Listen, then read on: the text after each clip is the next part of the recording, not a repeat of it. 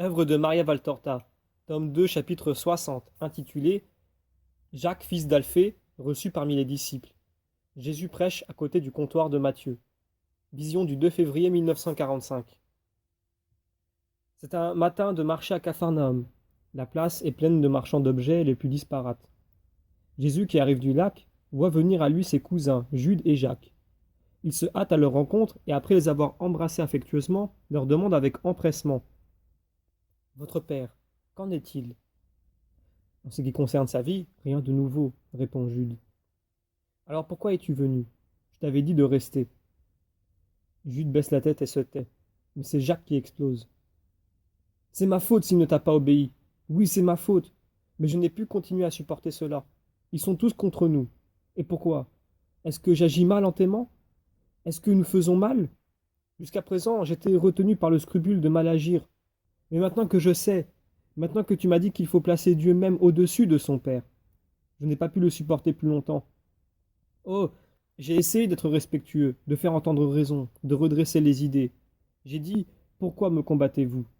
S'il est bien le prophète, le Messie, pourquoi voulez-vous que le monde puisse dire: sa famille lui était hostile? Au milieu d'un monde qui le suivait, elle s'y opposait. Et pourquoi, si c'est le malheureux que vous prétendez, ne devons-nous pas, nous qui sommes de la famille, l'assister dans sa démence pour empêcher qu'elle ne lui porte tort, à lui comme à nous? Oh Jésus, je parlais comme ça pour raisonner humainement, selon leur manière de voir. Mais tu sais bien que Jude et moi, nous ne te croyons pas fou. Tu sais bien que nous voyons en toi le Saint de Dieu. Tu sais que toujours nous t'avons regardé comme notre grande étoile. Mais ils n'ont pas voulu nous comprendre, ni même nous écouter. Alors je suis parti. Mise en demeure de choisir entre toi, Jésus ou ma famille, c'est toi que je choisis. Me voilà si du moins tu veux de moi. Mais si tu ne veux pas, alors je serai le plus malheureux des hommes, parce que je n'aurai plus rien, ni ton amitié, ni l'amour de ma famille. Nous en sommes là? Oh mon Jacques, mon pauvre Jacques, je n'aurais pas voulu te voir souffrir ainsi, car je t'aime.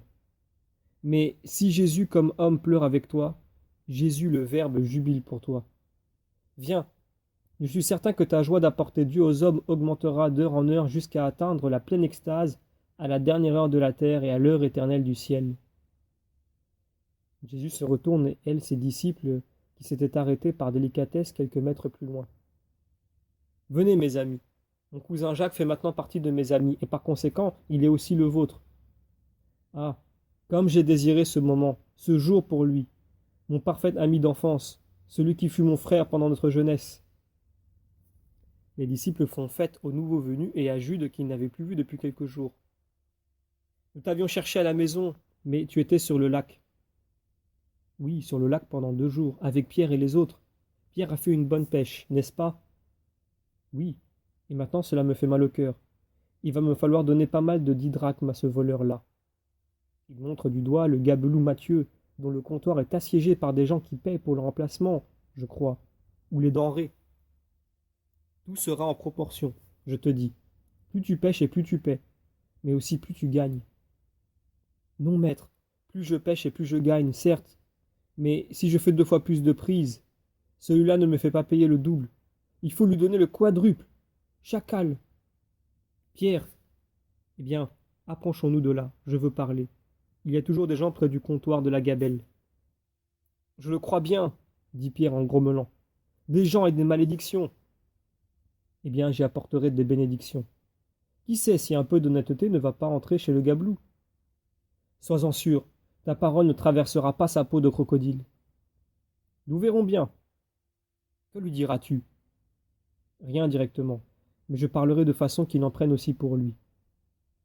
Tu diras que celui qui dépouille les pauvres qui travaillent pour gagner leur pain, et non pas pour les femmes et les saouleries, est aussi un grand voleur que les bandits de grand chemin? Pierre, veux-tu parler à ma place? Oh non, maître, je ne saurais pas bien m'expliquer. Et avec l'amertume que tu as en toi, tu te feras du mal, et à lui aussi. Ils sont arrivés près du comptoir de la gabelle. Pierre se dispose à payer. Jésus l'arrête et lui dit: Donne-moi l'argent, c'est moi qui paie aujourd'hui. Pierre le regarde étonné et lui donne une bourse de peau bien garnie. Jésus attend son tour, et quand il est en face du gabelou, il dit: Je paie pour 8 corbeilles de poissons de Simon-Pierre. Elles sont là, aux pieds des employés. Vérifie si tu veux. Mais entre honnêtes gens, la parole devrait suffire. Et je pense que tu me considères bien ainsi. Combien pour la taxe? Matthieu, qui était assis à son comptoir, se lève au moment où Jésus dit: Je pense que tu me considères bien ainsi. De petite taille et déjà âgé, à peu près comme Pierre, il montre pourtant un visage fatigué de jouisseur et une évidente confusion. Il reste tête basse au début, puis la lève et regarde Jésus. Jésus le regarde fixement, gravement, le dominant de sa haute taille. Combien? Répète Jésus, après un moment. Il n'y a pas de taxe pour le disciple du Maître, répond Matthieu, qui ajoute plus bas: Prie pour mon âme. Je la porte en moi, car j'y abrite les pécheurs. Mais toi, pourquoi n'en as-tu pas souci? Aussitôt, Jésus lui tourne le dos et revient vers Pierre, resté bouche bée. Les autres aussi sont ébahis. Ils chuchotent, n'en croyant pas leurs yeux. Jésus s'adosse à un arbre, à une dizaine de mètres de Matthieu, et commence à parler. Le monde est comparable à une grande famille dont les membres exercent des métiers différents et tous nécessaires. Il y a les agriculteurs, les bergers, les vignerons, les charpentiers, les pêcheurs, les maçons, les ouvriers du bois et du fer, et puis les écrivains, les soldats, les fonctionnaires affectés à des missions spéciales, les médecins, les prêtres. Il y a de tout. Le monde ne saurait être composé d'une seule catégorie. Les professions sont toutes indispensables, toutes saintes, si elles sont exercées avec honnêteté et justice. Comment peut-on y arriver si Satan nous tente de tellement de côtés? En pensant à Dieu, qui voit tout, même les actions les plus cachées, et à sa loi qui dit: Aime ton prochain comme toi-même, ne lui fais pas ce que tu ne voudrais pas qu'on te fasse, ne vole pas, en aucune manière. Dites-moi, vous qui m'écoutez, quand quelqu'un meurt, emporte-t-il avec lui ses sacs d'argent? Et même s'il était assez sot pour les vouloir auprès de lui dans sa tombe, pourrait-il s'en servir dans l'autre vie? Non. Les pièces de monnaie s'abîment au contact de la pourriture d'un corps décomposé. Mais son âme, elle, serait nue, plus pauvre que celle du bienheureux Job, ne disposant pas de la plus petite pièce de monnaie, même si, ici-bas et dans la tombe, elle avait laissé des masses de talents. Aussi, écoutez bien, en vérité je vous le dis, il est difficile d'acquérir le ciel par des richesses. Au contraire, on le perd généralement à cause d'elles, même si elles proviennent d'un héritage ou d'un gain honnête, car il y a peu de riches qui sachent en user avec justice. Alors, que faut-il faire pour posséder ce ciel béni, ce repos au sein du Père? Il faut n'être pas avide de richesses, pas avide dans le sens de ne pas les vouloir à tout prix, même en manquant à l'honnêteté et à l'amour. Pas avide si les possédants, on les aime plus que le ciel, plus que son prochain, en refusant la charité aux personnes dans le besoin. Pas avide de ce que les richesses peuvent procurer. Femmes, plaisirs, tables opulentes, vêtements fastueux qui font offense à la misère de ceux qui ont froid et faim. Il y a bien une manière de changer les monnaies du monde en celles qui ont cours dans le royaume des cieux. C'est la sainte ruse qui consiste à transformer les richesses humaines, souvent injustes ou cause d'injustice, en richesses éternelles. Il faut pour cela gagner honnêtement sa vie, restituer ce qu'on a pris injustement, faire un usage modéré des biens du monde et sans s'y attacher. Il faut savoir quitter les richesses parce que, tôt ou tard, elles nous quitteront. Il faut le garder à l'esprit, tandis que le bien accompli ne nous abandonne jamais. Tous voudraient être qualifiés de justes, considérés comme tels et récompensés par Dieu pour cette raison. Mais comment Dieu pourrait-il récompenser celui qui n'a du juste que le nom, mais pas les œuvres? Comment pourrait-il dire je te pardonne s'il se rend compte que ce repentir n'est que dans les mots, sans changement véritable dans son âme? Il n'y a pas de repentir tant que dure le désir de l'objet qui est cause du péché. Mais quand quelqu'un s'humilie, quand il mutile moralement ce qui est en lui la source d'une passion mauvaise, qu'il s'agisse de femme ou d'or, quand il dit « Pour toi, Seigneur, je ne veux plus entendre parler de tout cela », voilà alors un repentir authentique. Et Dieu l'accueille en disant « Viens, tu m'es aussi cher qu'un être innocent ou un héros. » Jésus a fini. Il s'en vint sans même se tourner vers Matthieu, qui s'est rapproché du cercle des auditeurs dès les premiers mots. Quand ils arrivent près de la maison de Pierre, sa femme accourt pour dire quelque chose à son mari. Pierre fait signe à Jésus de s'approcher. C'est la mère de Jude et de Jacques. Elle veut te parler, mais sans être vue. Comment faire? Comme ceci. J'entre dans la maison comme pour me reposer, et vous tous allez distribuer le bol aux pauvres. Prends aussi l'argent de la taxe dont il n'a pas voulu. Va.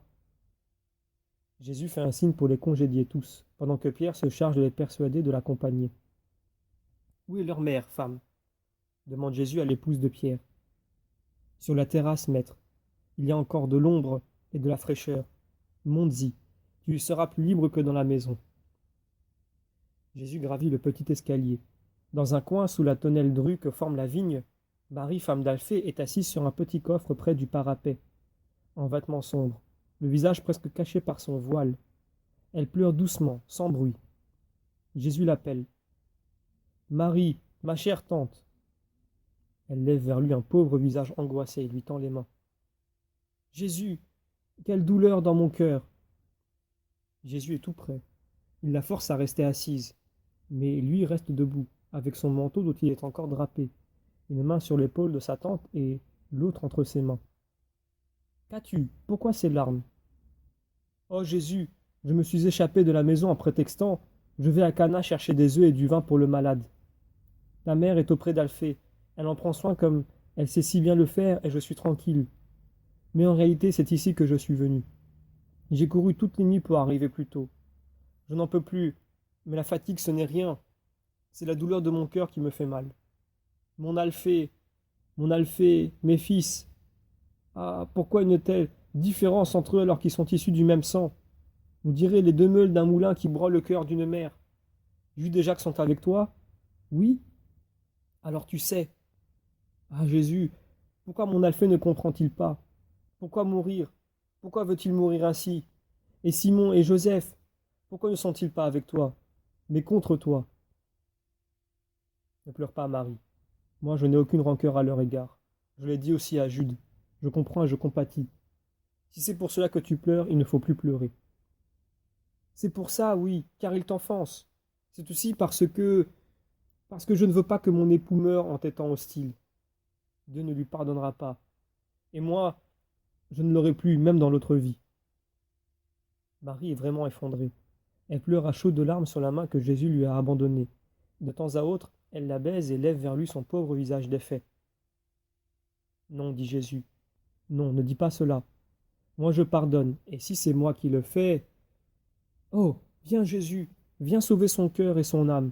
Viens, pour trouver d'autres motifs d'accusation.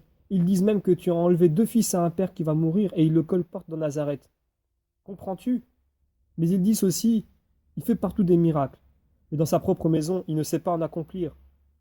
Moi, je te défends en disant, que peut-il faire puisque vous l'avez chassé par vos reproches et puisque vous ne croyez pas?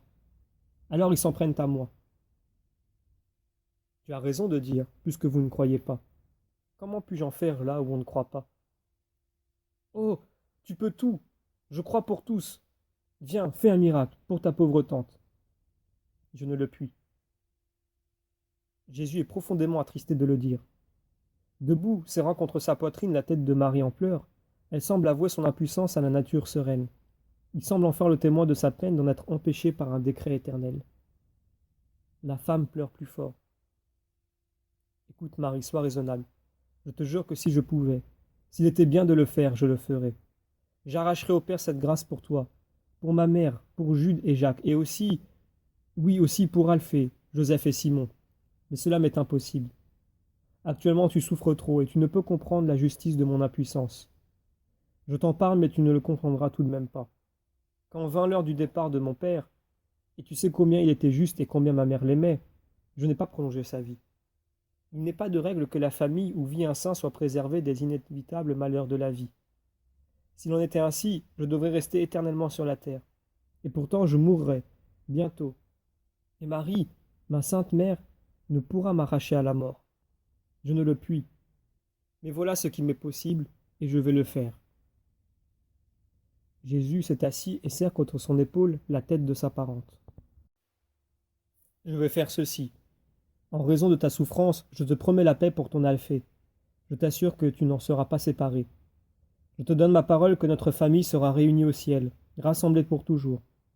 Tant que je vivrai, et même après, je déverserai toujours dans le cœur de ma chère tante tant de paix, tant de force, que je ferai d'elle un apôtre auprès de bien des pauvres femmes qu'il te sera plus facile d'approcher, toi qui es femme. Tu seras pour moi une amie bien-aimée en ce temps d'évangélisation. La mort, ne pleure pas. La mort d'Alphée te délivre de tes devoirs d'épouse et t'élève au devoir plus sublime d'un mystique sacerdoce féminin, si nécessaire près de l'autel de la grande victime et aux yeux de bien des païens, dont l'âme sera plus touchée par le saint héroïsme des femmes disciples que par celui des hommes. Ton nom, ma chère tante, sera comme une flamme dans le ciel chrétien. Ne pleure plus. Va en paix. Sois forte, résignée, sainte. Ma mère a été veuve avant toi. Elle te confortera comme elle sait le faire. Viens, je ne veux pas que tu repartes seule sous ce soleil. Pierre t'accompagnera en barque jusqu'au Jourdain, et de là à Nazareth avec un âne. Sois bonne. Bénis-moi, Jésus. Toi, donne-moi la force. Oui, je te bénis et te donne un baiser, ma chère tante. Il l'embrasse tendrement et l'étreint encore longuement sur son cœur jusqu'à ce qu'il la voie calmée.